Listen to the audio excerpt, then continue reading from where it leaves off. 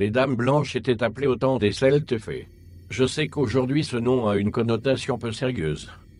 Je ne vais pas m'attarder sur cette époque peu documentée, mais sachez que les Dames Blanches semblent avoir toujours existé.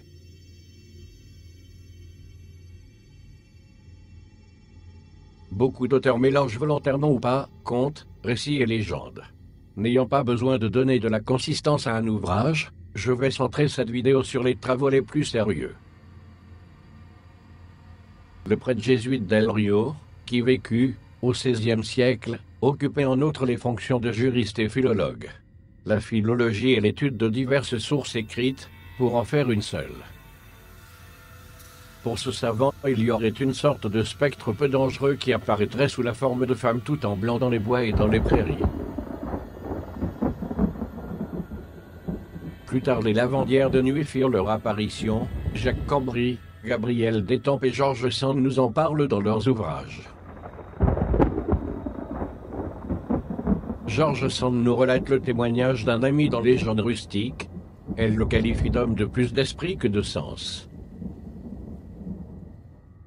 Un soir vers 11 heures, dans une traîne charmante qui court en serpentant et en bondissant, pour ainsi dire, sur le flanc ondulé du ravin d'Urmont, il vit, au bord d'une source, une vieille qui lavait et tordait en silence.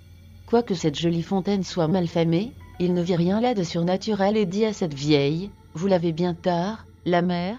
Elle ne répondit point. Il la crut sourde et approcha.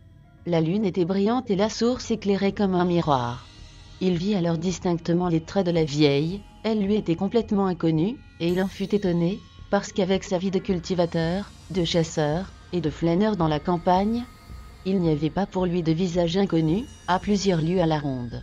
Voici comme il me raconta lui-même ses impressions en face de cette laveuse singulièrement attardée.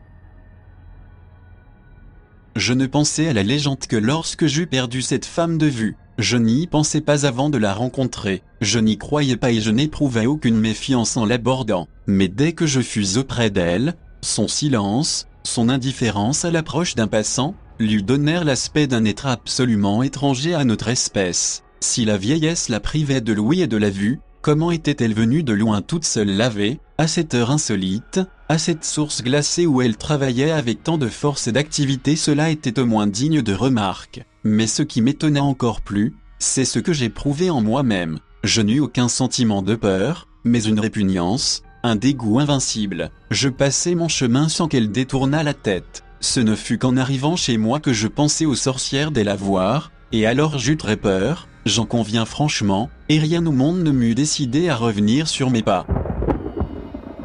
Nous avons là un témoignage très intéressant et troublant. Si cet homme n'est pas un mythomane, il sera difficile d'expliquer rationnellement ce qu'il a vécu, même si avec un peu de recul, il n'a vu qu'une femme qu'il ne connaissait pas, sourde et aveugle, laver son linge en pleine nuit. Sand nous donne son témoignage sur la Pérouse de nuit qui se tenait à l'entrée de l'église d'Aillon pour demander l'aumône. Un nommé Richard, qui demeurant dans l'ancienne curée qui soupçonnait quelques espiègleries et des filles du bourg à son intention particulière, voulut batifoler avec elle. Il fut laissé pour mort. Le lendemain, très rossé et très égratigné, en effet, il jurait n'avoir eu affaire qu'à une petite vieille qui paraissait sans dents, mais qui avait la poigne comme 3 hommes et demi. On voulut en vain lui faire supposer qu'il eut affaire à un gars plus fort que lui, qui, sous un déguisement, s'est vengé de quelques mauvais tours à sa façon. Il était fort et hardi, même querelleur et vindicat. Pourtant, il quitta la paroisse aussitôt qu'il fut debout et n'y revint jamais, disant qu'il ne craignait ni homme ni femme. Mais bien les gens qui ne sont pas de ce monde.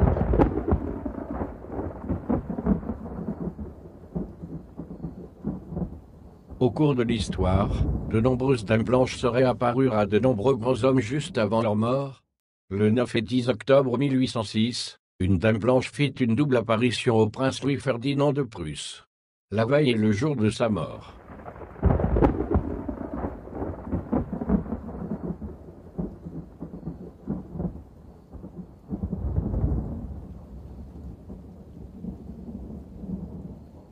Le comte Nantis fut témoin de cette apparition, et rédigea un récit, qui est conservé dans les archives de la maison des Hohenzollern. Le prince Louis-Ferdinand exultait de joie, à l'idée de la première rencontre sérieuse avec les troupes françaises de Napoléon, qui se préparaient pour le lendemain. Sur le coup de minuit, s'adressant au comte Nortitz, il lui dit « Je me sens tout heureux aujourd'hui. Notre navire est enfin en pleine mer, nous avons vent en poupe et nous sommes à nos places. » Il n'avait pas encore achevé sa phrase que le comte Nortitz vit, avec une surprise indicible, changer l'expression de son beau visage. Levé d'un bond, le prince se frotta les yeux, saisit un des flambeaux qui éclairait la table et s'élança dans le couloir qui conduisait à la salle de la veillée militaire. Le comte Nortitz courut après lui et le vit poursuivre, dans l'obscurité du couloir, une figure vêtue de blanc, qui disparut subitement, quand elle fut arrivée au mur sans issue auquel aboutissait couloir. En attendant des pas derrière lui, le prince se tourna et dit au comte « Tu as vu, Nortitz ?»« Oui, Notre Altesse, j'ai vu. » Alors ce n'est pas un rêve, un accès de délire, s'écria Louis-Ferdinand.